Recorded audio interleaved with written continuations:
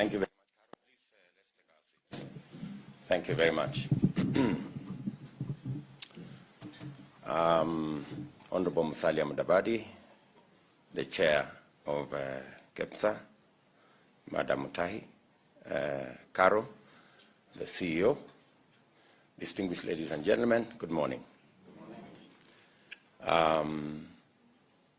It's always a pleasure to engage with business people. And this morning, I am happy that I have an opportunity to listen to business. As Caro has said, we have had a relationship from the days of the Grand Coalition government to the days of the Jubilee administration. And today, I have come here both as Deputy President, but as also a candidate in this election. And I've had to, and I am happy to have listened to the presentation that has been made by Caro. And I will just say a few things. Just listening to Caro, it took me back to when I was appointed Minister for Agriculture.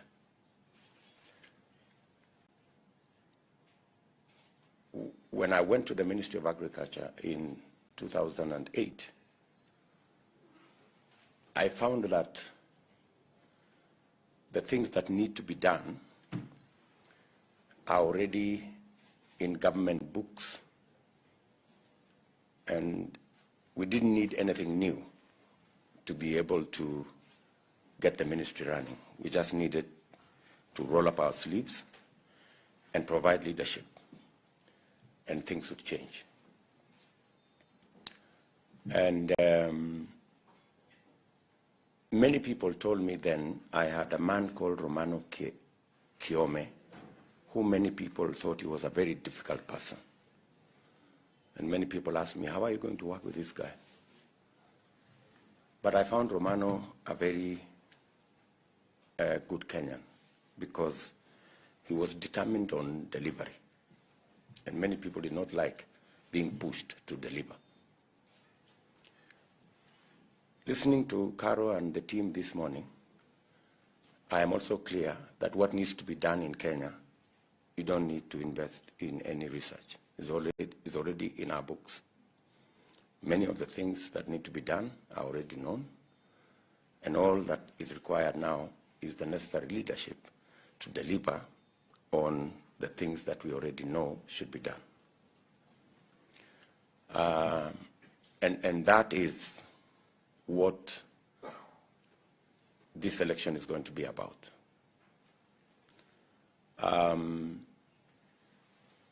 My own perspective on the presentation that has been made and the place where we are as a country. I remember saying 3 years ago that we are going to change the conversation in Kenya. That's not going to be about leaders. It's not about changing the constitution. It's not going to be about sharing power. But it's going to be about the people. It's not going to be about changing the constitution. It's going to be about changing the economy. It's not going to be about sharing power. It's going to be about how to empower the citizens of our country. And that's where we are today. We have pushed the conversation in the political space to the place where we are today. We are discussing the economy. From the Kenya Kwanza'S bottom-up economic model to all the array up to where our other friends are. And I am a very proud Kenyan that we are having a conversation in this election about the economy. It couldn't have been any better. I know there is an attempt to still continue to bring back the discussion about changing the Constitution, creating a few more positions, creating a position of ombudsman to supervise the judiciary, giving additional power to the president to be able to manage the judiciary and to manage the legislature. But I am very confident that the people of Kenya will make the correct decision, and that what we need to change in this election is not the Constitution, but the economy. And why the economy from where I sit?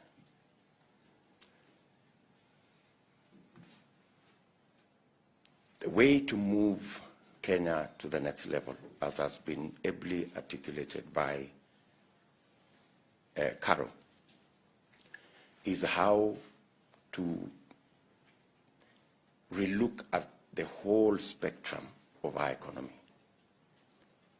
From the Kenya Kwanza'S perspective, we believe that the first step towards everything you have said here is how to capitalize the private sector.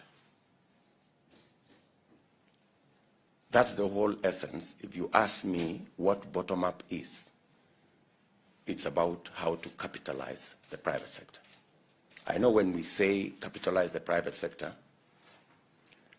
many people wonder whether we are talking about capitalizing the corporates. That's not what we are discussing. We are discussing about having a limited resource base. How do you deploy the resources we have where we can get the highest return?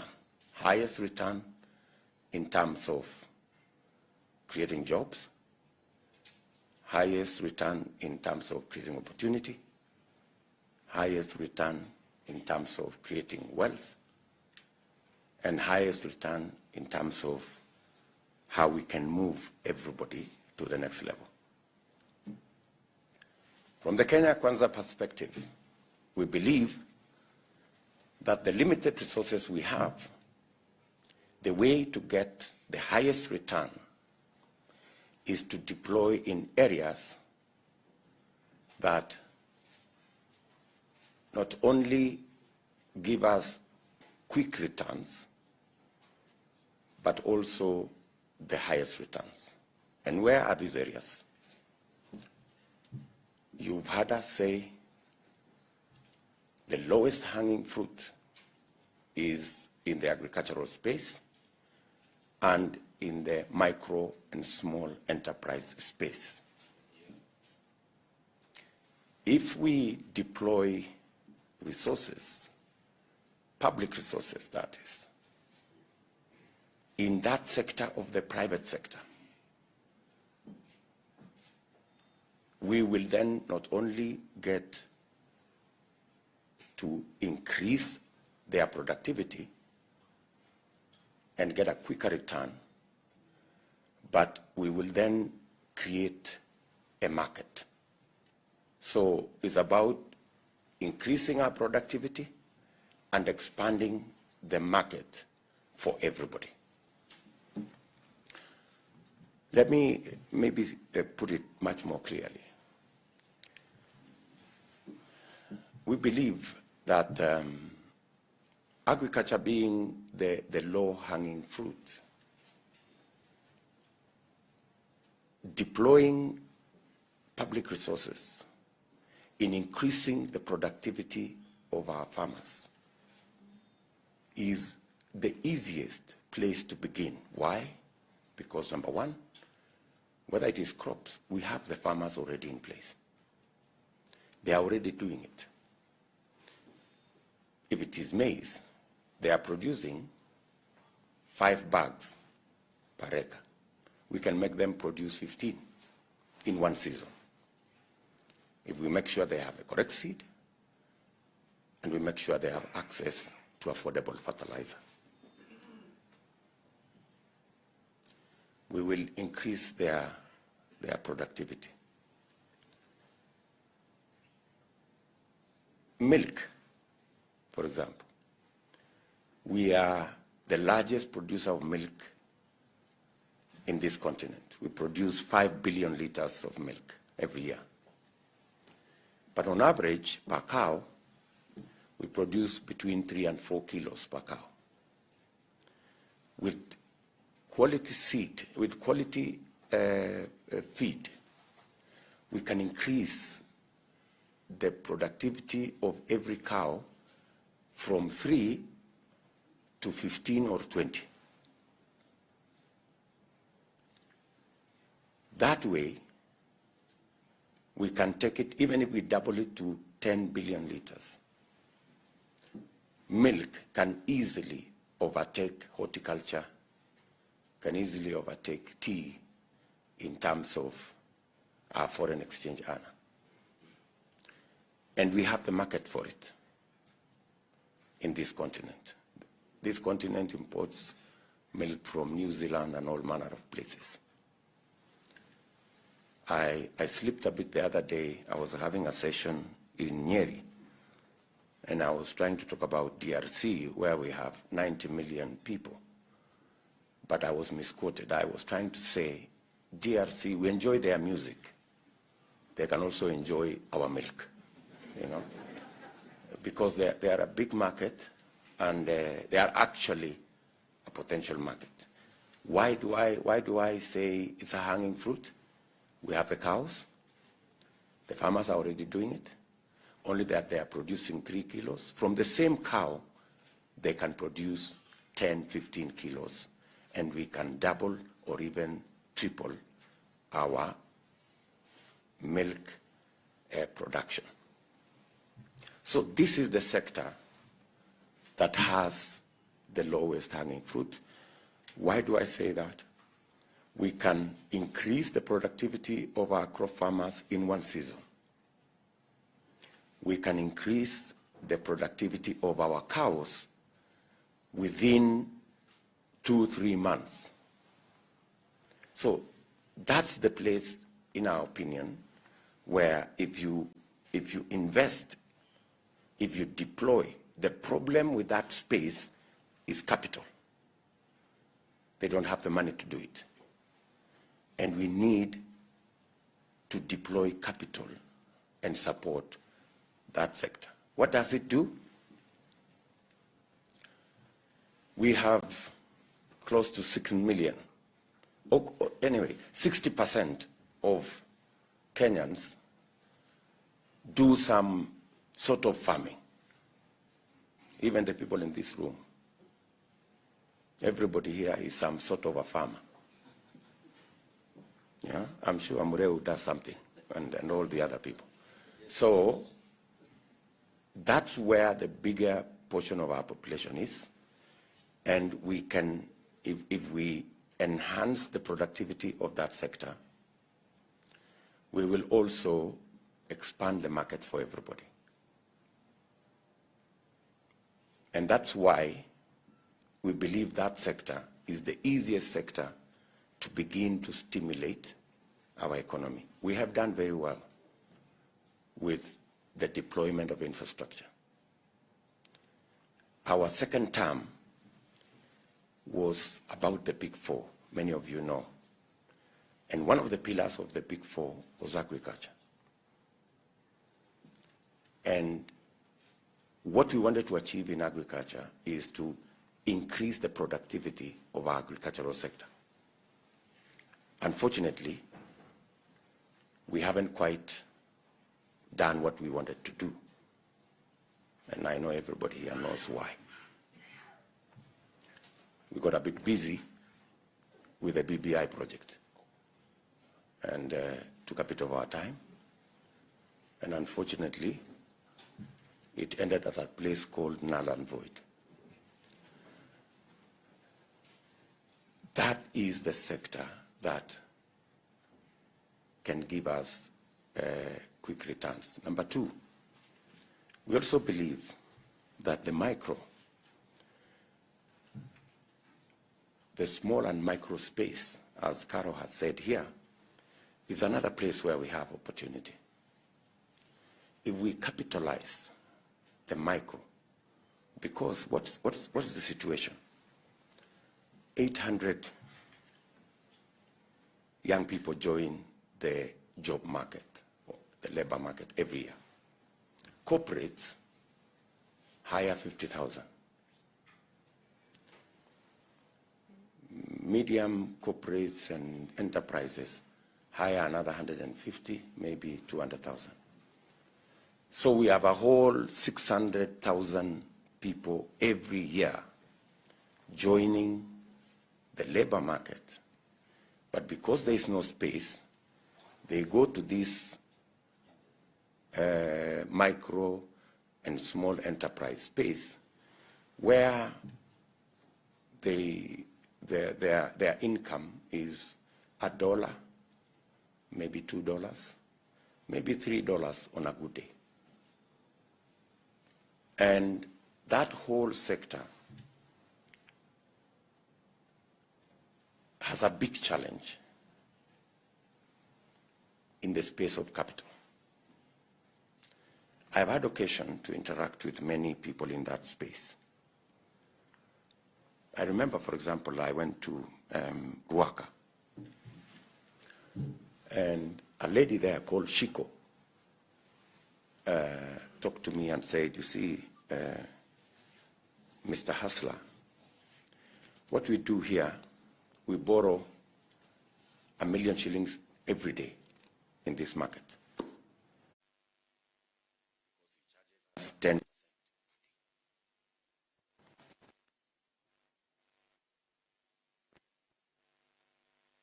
Why?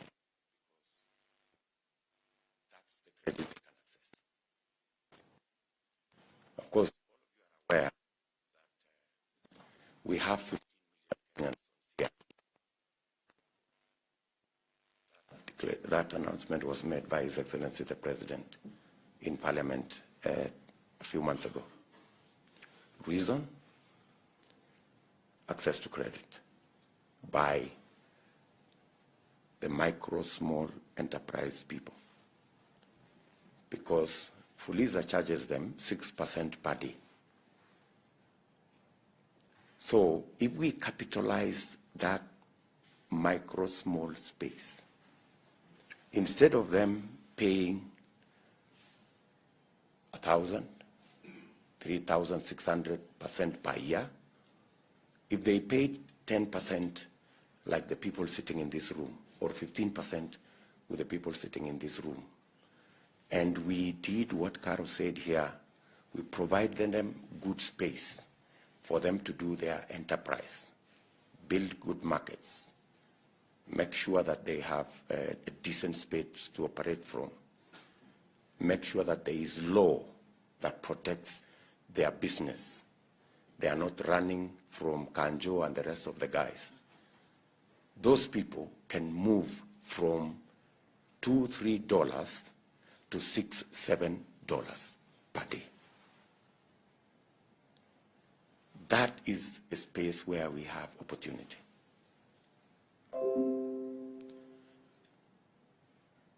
What does that do? Putting a little money in those two areas, because we have limited resources.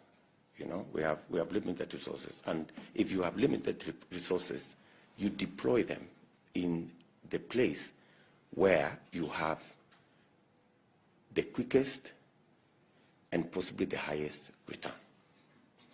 We've discussed the Biashara Bank forever. Yeah, that's why I have said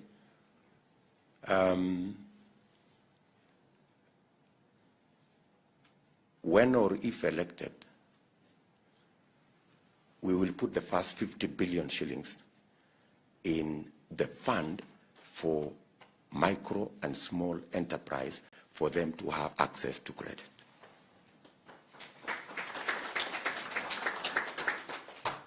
And we will continue until we saturate the absorption in that space.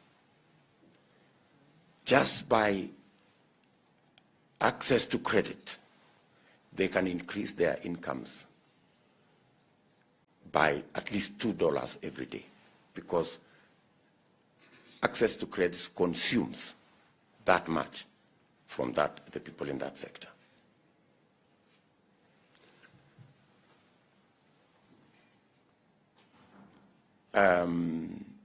So the bottom-up economic model is basically about access to capital in the private sector, expanding the market, and making sure that if all the farmers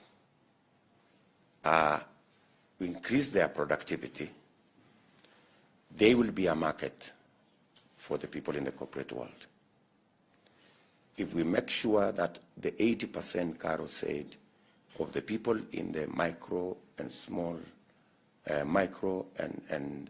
small enterprise, if we increase their productivity and increase their income, they will also become a market for the people in the manufacturing sitting in this room, the people in all the other spaces sitting in this room, and that increased productivity creates opportunities for the people sitting in this room for agro-processing, value addition, and the whole chain going up. That also gives us an opportunity to expand the tax base so that we can create a bigger pool of people who have resources and who can pay tax. And we don't have to rely on a few people today who we are running after and sometimes harassing them. Once we expand at the bottom, more people who are able to pay tax because we have enhanced their productivity in the agricultural sector. We have built an opportunity for agro-processing and value addition and build the value chains. And on the other hand, we have the 10 million people who are in the micro and medium enterprise space. If those 10 million people, we increase their income from the $2 to $6 or $7, in 7 years, we will double the size of our economy from where I sit. Yeah? And these are not difficult decisions because I have served in government and I know how decisions can actually change our whole country. I say so because when we came into office in 2013, we made very simple decisions. For example, what you guys are talking about, the infrastructure in the country. How did we build more roads with the same amount of money? We changed the building code. Today, we have 3 different categories of roads. We have the trunk roads, they are built to a different standard. We have the stage construction roads, they are built to a different standard. We have the low volume roads that we are built to a different standard. We just needed to change the road building regulations. And where we were building a kilometer at 80 million, when it went to low volume, we are building it at 20 million. So for 1 kilometer, we could be able to build 4 kilometers with the same resources. So I'm just telling you that to give you the possibilities if we made the right decision.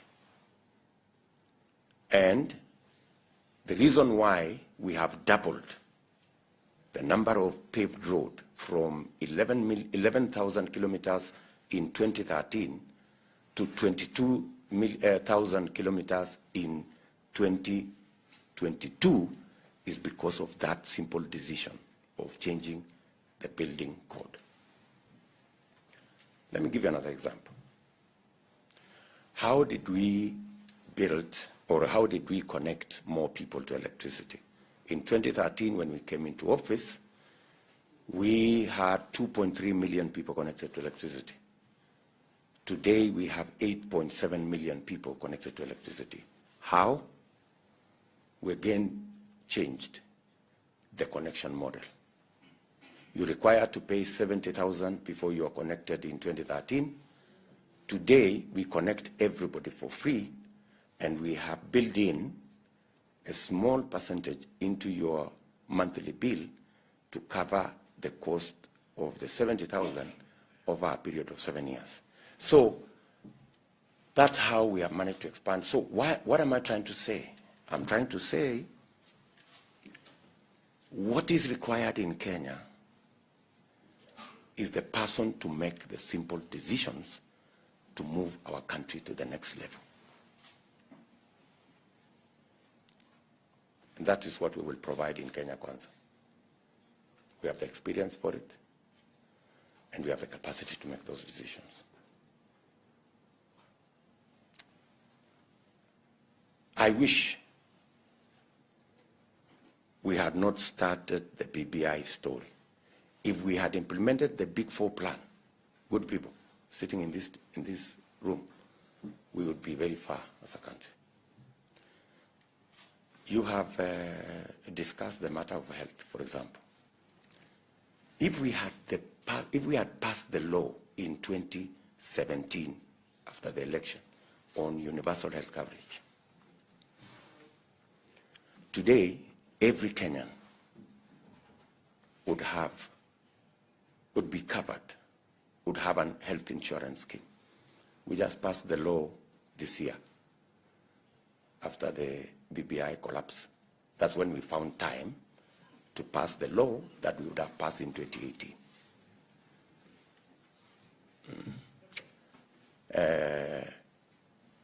It's never too late to make the right decision anyway. So we've passed the law, and now we are rolling out the new rates, which are, I think there's a bit of discussion, which is good, and it is healthy, where everybody now will pay a percentage of their income.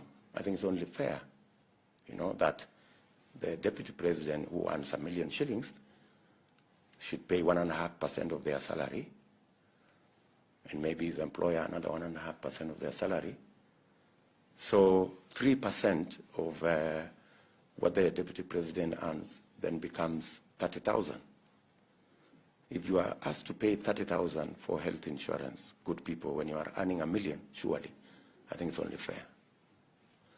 Instead of the deputy president paying 1,700. I mean, we just have to be reasonable people. But that law, we could have done it in 2018 or 2017. We didn't do it, but we have done it. I am very confident that by the end of this year, we will have tripled the collection on NHIF. When we came into office, I remember, in 2013, we were collecting about 900 million shillings every year. When we slightly adjusted after fighting with all the other people I don't want to mention, we took the collections from 900 to 3.3 billion every month. Today, we are collecting about 60 billion every year on NHIF. We can easily take it to 150 billion shillings every year. And we can actually completely have a universal health insurance scheme in Kenya, which removes the burden from even the people in the private sector space of having to pay medical cover for their employees. Because if we leverage on the economies of scale, where every Kenyan can pay a percentage of their income, then we can be able to deploy health in a much more efficient, effective, and in an affordable, manner. So we believe that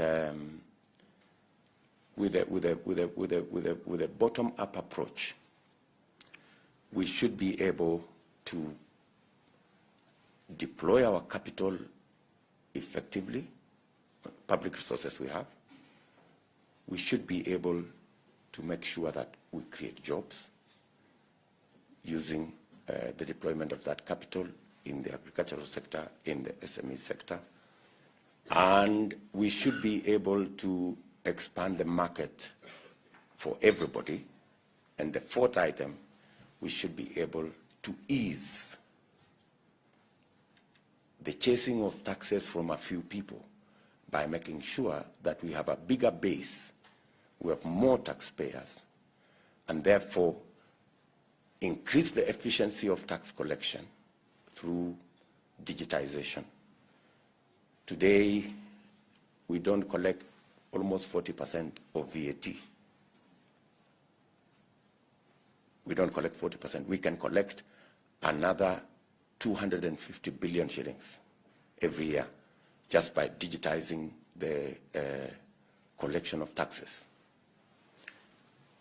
I am very confident that that is the space we will be able to cover. There is absolutely no reason why we are collecting 14% of our GDP.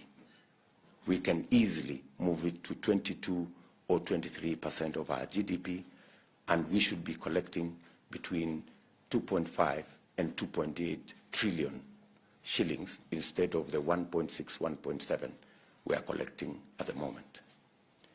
That way, in my opinion, we can reduce the appetite on borrowing.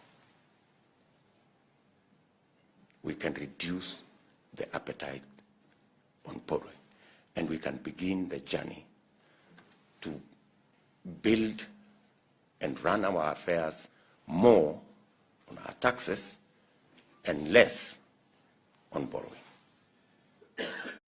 But it starts with the bottom. Let me say two things so that I can conclude my remarks. We have mentioned here about creating jobs using increasing productivity in our agricultural sector, building on agro-processing, building on value addition to create jobs, and that chain. Increasing access to credit and incomes in our SME sector, to create more entrepreneurs, create more jobs. We also must deploy our resources in the infrastructure space to produce more jobs. When we sat down with experts, they told us the easiest place to create more jobs is in the housing space. And that's why one of our pillars of the Big Four was housing. The housing pillar was not about houses. It was about jobs. Houses were a byproduct. The real space we were looking for there is jobs. All we needed to do is to provide an off-take mechanism under the housing, by creating a housing fund. it is still pending. The housing fund challenge is still pending. It's a very small, there is a very small thing we need to do in that space. And we will unlock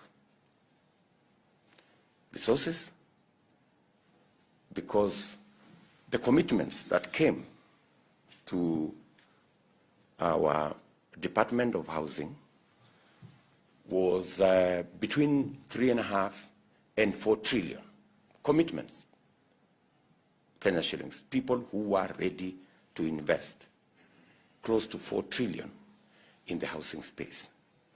But they needed assurance that when they complete the building of this house, they needed assurance that there will be somebody to buy, and that person has the capacity to repay, and therefore there was need for us to provide an offtake plan by creating a housing fund. Imagine we were unable to create a housing fund that would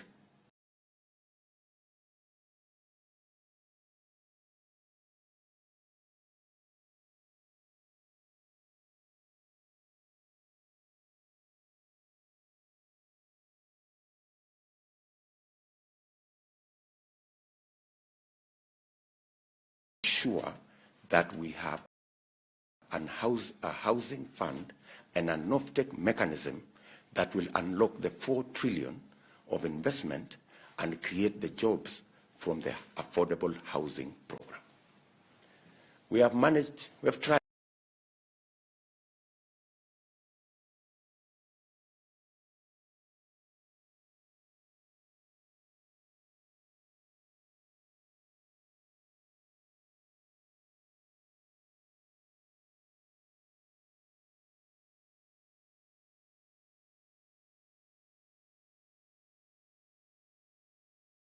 about this tremendous potential. But as Vimal said here, we can be at the potential for 50 years unless we make the right decisions. And the right decisions are not necessarily very complicated. In fact, whenever I talk to people and I ask them how we manage to do the roads and how we manage to do the electricity, they tell me, if these decisions are this simple, why haven't they been made? But that's how it is. So, finally, we have to think about the whole space around savings. Today, as a country, our savings is about 7, maybe 7.5, maybe 8 at most % of our GDP. The reason why we borrow from China is because their savings is 55% of their GDP. We have to rethink and rework the whole space of building a savings culture in our country. I mean, many of the people, all the people that have a pay slip know that there is a 200 shillings on their pay slip to NSSF. I'm not saying, I'm saying 200 Kenya shillings. It's not $200, 200 Kenya shillings. I mean, anybody in their rightful mind, how can anybody say 200 shillings is a saving? It's very foolish, if I may say. So we have to rethink about how to build our savings so that we can run our development, we can do our investments on the basis of the savings that we have. We have to rethink the whole NSSF concept. I remember I sent our Minister for Labor to Uganda to look at their social security. Uganda you pay 10% of your salary, and 5%, your employer pays 5%. So your first charge on your salary is your saving. That's why Uganda has built the largest social security in Eastern Central Africa. Tanzania has done the same. The whole parliament in Dodoma was built using their money from Social Security. And they not only use that money to fund their own development, they also benefit their own people. The interest we are paying for loans to other countries because we have borrowed their savings, we can pay that interest to our own Kenyans if we borrowed from their savings as a government. And we can create a bigger pool of resources that we can borrow at reasonable rates to drive our development. Again, we need to make the decisions that will put that in place, and I commit with my team that those are the decisions we will make. Finally, we must deal firmly and decisively with corruption, conflict of interest, and state capture. We must deal firmly. We must be clear that the fight against theft of public resources cannot be a subjective fight, because then we lose it. It must be a fight that is based on the rule of law. You've said here that our judiciary get I saw your number, 0.6% of the budget. The standard worldwide is 2.25 of our budget. That's why disputes in the business space take forever. That's why corruption cases take forever. And therefore, justice delayed become justice denied. We must operationalize the judiciary fund. And I will operationalize the judiciary fund day one. That is the first signature that I will put. So that we can free the judiciary to discharge its mandate. So that the judiciary can deal with disputes. So that the judiciary can deal firmly, decisively with corruption cases. I do not understand how anybody in their right senses, instead of operationalizing the judiciary fund and getting the judiciary to discharge its mandate independently, anybody could be imagining that you need an ombudsman appointed by the executive to supervise the judiciary so that the judiciary become subjective to the executive. It is madness. Anybody saying that we need to change the law so that the judiciary can now operate not independently but supervised by the executive is taking us, I don't know in which direction. Number two, the entire criminal justice system, because the office of the IG is an independent office in the Constitution, independence must include financial independence. If you do not have financial independence, your independence is meaningless. If you still have to depend on money from the office of the president to run an independent office of the IG and the DCI and the rest of it, we are told he who pays the piper calls the tune. That's why we have all these cases. There is a legitimate concern that the office of the DCI has been weaponized, not to discharge the mandate it has in the Constitution, but is being used as a weapon to fight the people you don't like. So, day one, I will sign the instrument to appoint an accounting officer in the office of the IG, so that their budget is no longer in the office of the president, their budget goes to the office of the IG, and they have financial independence, and they can go after whatever crook they want, they can go after whatever criminal they have without seeking permission from any person who is paying their bills.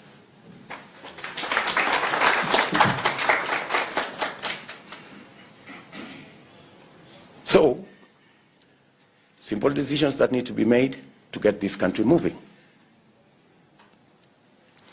And I am very, very clear in my mind that we can transform this country in a very short while, in a very short time.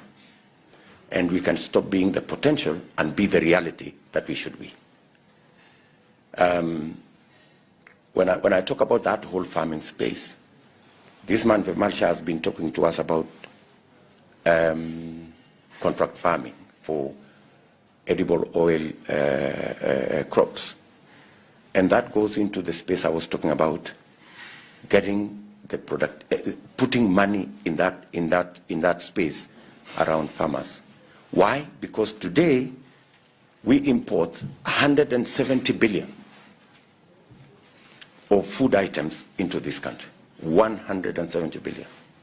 I think edible oils alone is somewhere between 60 and 70 billion. Yet, we can grow it in Kenya. So, we already have a market for what we are increasing the productivity of our farmers. We already have a market for what they will produce. So, I think I have said enough. And I want to ask this room that the very beautiful things that you have laid out here, from our perspective, we believe that we do not have the resources to do everything, but we have the resources to jumpstart and to create the first step and the momentum to be able to do the rest of the things. And we are looking forward to your partnership. I am looking forward to working with you so that we can make these decisions together, and we can all expand our tax base. We do not have to weaponize the KRA to go after people we don't like. We can get the KRA to professionally collect taxes so that we can fund our development and fund our progress, and make sure that we have a nation that leaves nobody behind, and we have prosperity that is shared by the 50 million people in our country. I thank you.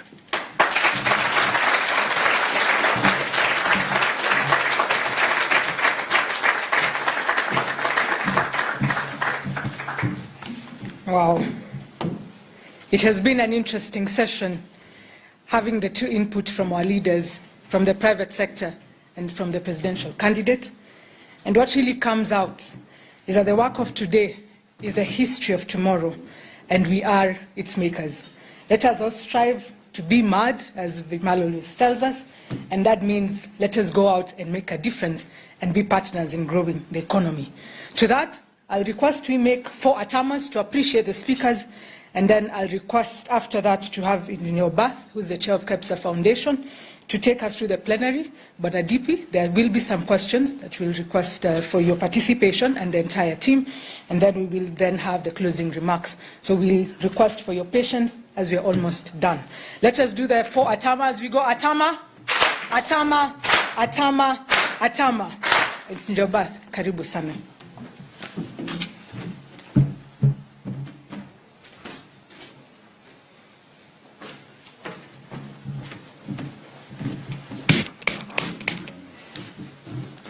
Thank you very much, Your Excellency, Deputy President, for the words that you've given us. I know you told us that you have a busy day today, and we've gone slightly beyond the time that you gave us. So I'd just like from you, how much more time do I have so I can manipulate the time and use it efficiently? I still need 5 minutes of your time. Right. For my good brother, Sally, there's something he needs to say. Okay. And then maybe another 10, 15 minutes max. Good. Okay. Mheshimiwa Honorable Mudavadi. I think it's good you give us that everything, and then I take the questions all inclusive, rather than try and play around. So karibu, and then you give me the time.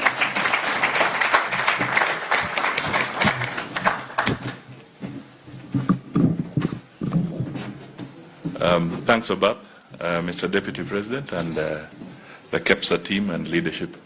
Good morning. Actually, I don't have too much to say because I believe the Deputy President has given a fairly broad perspective of what we think and what we hope we can do together with yourselves and other players in our economy. But let me just reiterate that we definitely want an economy that works for all. That is the important thing.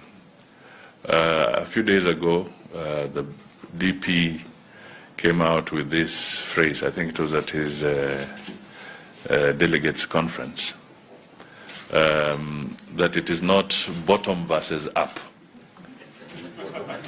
It is bottom up. All right, so I think that message should sink. That in this process, this dialogue that we are engaging in, we are not trying to create a division between the cadres of our economic players. We want to try and create a synergy that will make sure that we work in harmony, big or small, slender or broad. That is important. We need to work together. We need to prioritize our resource allocation, and I think that has come out very, very clearly. We have seen that sometimes we deploy our resources where they're not properly utilized. We want to create the institutions that are recognized as essential to function. He has talked of the IG. We want to be able to say that can the real IG step forward? Because right now, if you say you want the IG to step forward, who actually steps forward? These are the questions that we need to ask ourselves. Is the Auditor General properly funded? What was this magic figure in the budget that the Office of the Auditor General gets 3 billion? The EACC gets 3 billion. The Director of Public Prosecution gets 3 billion. The DCI was upped a little bit, about 6 billion. And then the judiciary, the figure has constantly stood at about 15 billion. Right? So what was the rationale that all these entities that are involved in the criminal justice system or in the justice system have a standard figure? If you ask, would you say that there's a basis for it? If you go to court, you'll find it very difficult to win a case if the audit Auditor General's report is not complete, especially when it involves public resources. But you ask the Auditor General today, for the last several years, the figure allocated to that office has just been about 3 billion Kenya shillings. Let's look at the pending issues around delays of county governments in terms of doing their audit reports, the 47 of them. Then look at the parastatal sector, what has happened. So clearly, our hands are full, and we want to be able to say that as Kenya Kwanza, we are ready to partner with you and partner with other Kenyans so that we can make these steps. Let us move forward and be able to change the situation. We have seen a decline of the cooperative movement in this country. You will remember how powerful this entity was when we talk of the savings culture and what we can do. You really can come across a situation where you say that that sector has grown from what it was much earlier.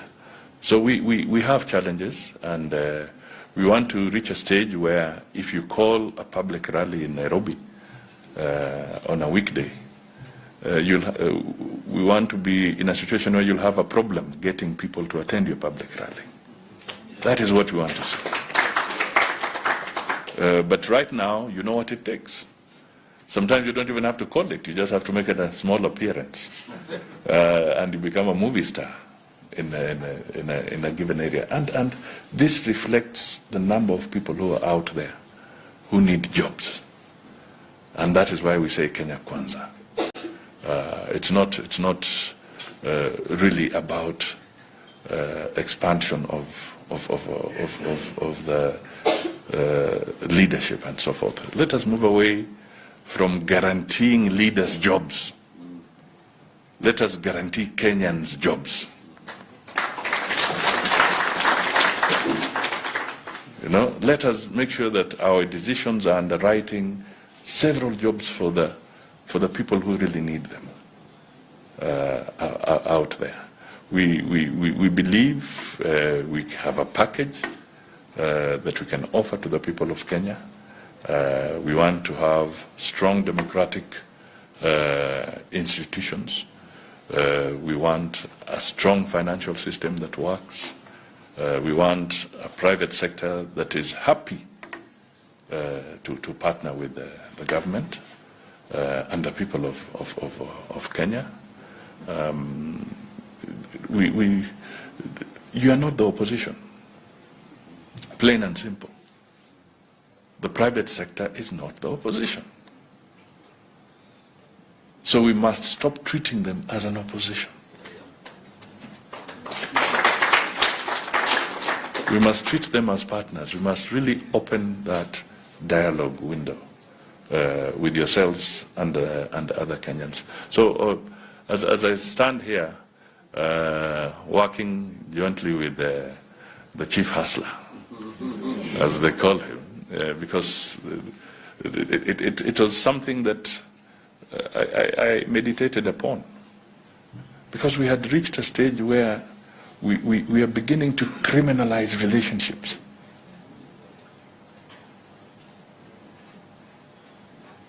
You cannot start painting fellow Kenyans as pariahs.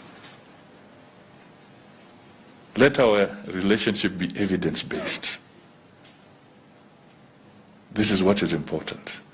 Let the people who have an issue with the government don't evade tax, but there are ways of finding out whether you are in default, and then deal with it professionally. I was one of the people who set up KRA when I was in the Treasury. Surely we did not anticipate that KRA would be walking into your premises with the police behind them. That was never what was anticipated. Let us strengthen our arbitration processes to buttress the justice system that he's talking about. Can we create a situation where we can become a hub for arbitration, because you as business people, you want to cut the time that you take going to court, trying to process your issues.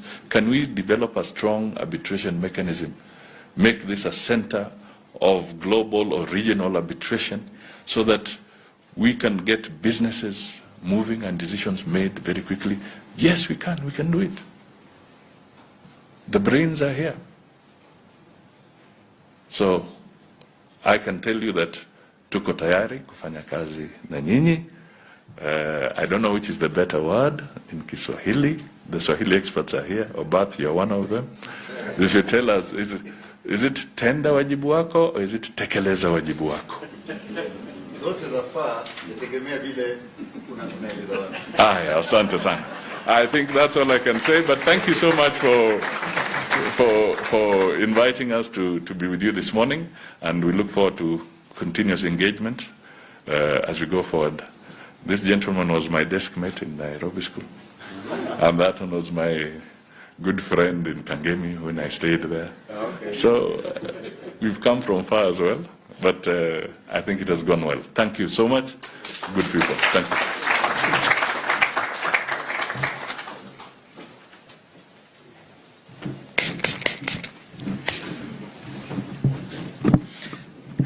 Right, I shall make this as brief as we did the last time. Let me ask my technology people to get working. As we did the last time, we shall put up Menti. Please bring out your mobile phones. Please bring out your mobile phones. And I will start the question and answer session once it is up. So on the screen, you will see any other questions. It's a free-flowing presentation. Go to www.menti.com, www.menti.com, and once you're on that page, enter the code 9523-4413. And when you submit it, you will get a screen that asks any other questions. And I will put my name so that you know that it works, but then will you please put your questions. So I will just put my name, Obath, and then I'll submit. And you can do several times. You can do several questions. So you see it appears, but you don't know who put it down. You know it is me because it's my name. Currently, there's only one person registered. I can see that in the bottom corner. But as more of you register, we shall be able to tell how engaged you are all here. This room was put up to accommodate roughly 90 people. So I expect to see 90 names on there, the number 90, and people participating. So if you can please put your questions, and Your Excellency, we will share all these questions with your team so you get a feel of what it is that was happening in the room. So, yeah, they begin to come now. But this is only 6 people. You can continue adding questions as you go on. But in the traditional sense, I will allow 3 questions live. So those who have questions they would like to ask, please put your hands up, and I hope you catch my eye, and I'll also make sure it is gender. There's one man here, one lady there, 2,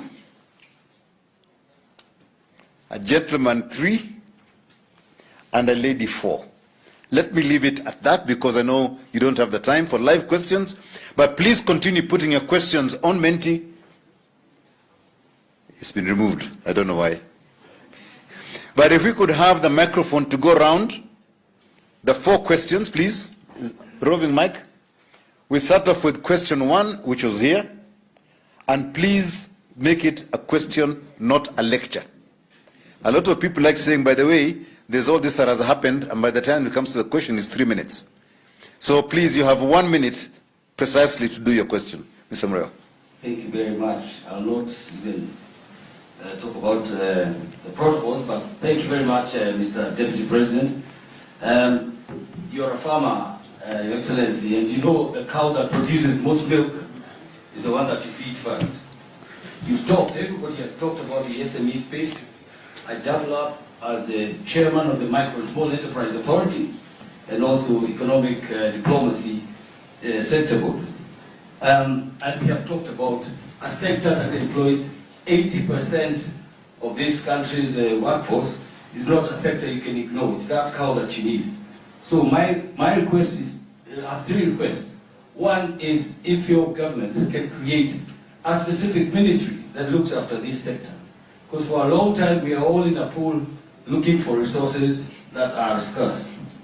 Secondly, Your Excellency, is we offer incentives to foreign investors, but we don't offer any incentives to the local investors. And your local investors are the SMEs themselves. They are the manufacturers, they're the ones who actually... You spent a minute talking. What is your question? Yeah, no, I'm making a statement. I request No, that... no. We are asking questions. Please stick to a question. We don't have time. Right. His Excellency has got places to go. He has given us his time. So ask your question, please. My question is your third order, executive order, going to resource the micro and small enterprise authority so that there are funds, as you have said? If you have signed the first 2 orders, can you make the third one, the SME authority, funding? Thank you. Okay, good. Second question was over there. Thank you. All protocols observed. My question. Please introduce yourself so that they know where you're coming from. My name is Eva, a Kenyan, also work in the financial sector. My question, I did see representation or discussion about 50.1% of the population of Kenya, which is women, especially in this day when we are scared of even being drivers. Thank you. Okay. Thank you very much for honoring the time. Third question. Who is number 3? Over here.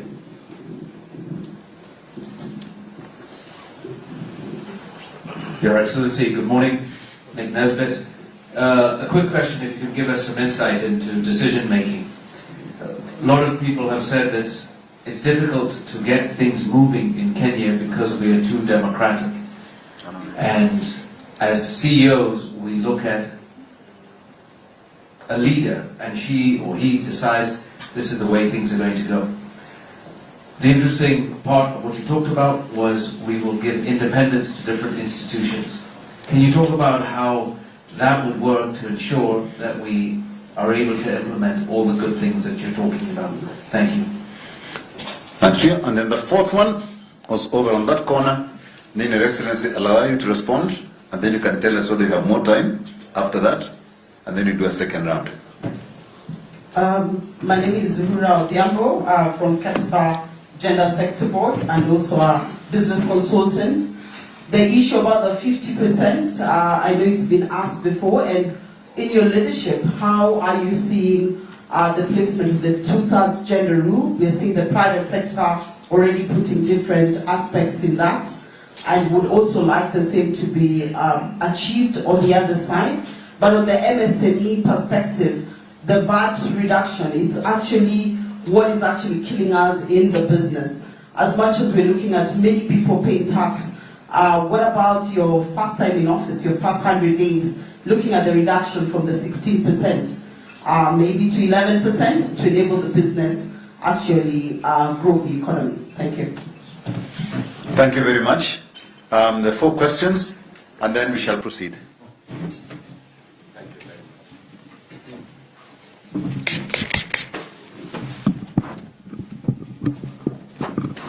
Thank you very much.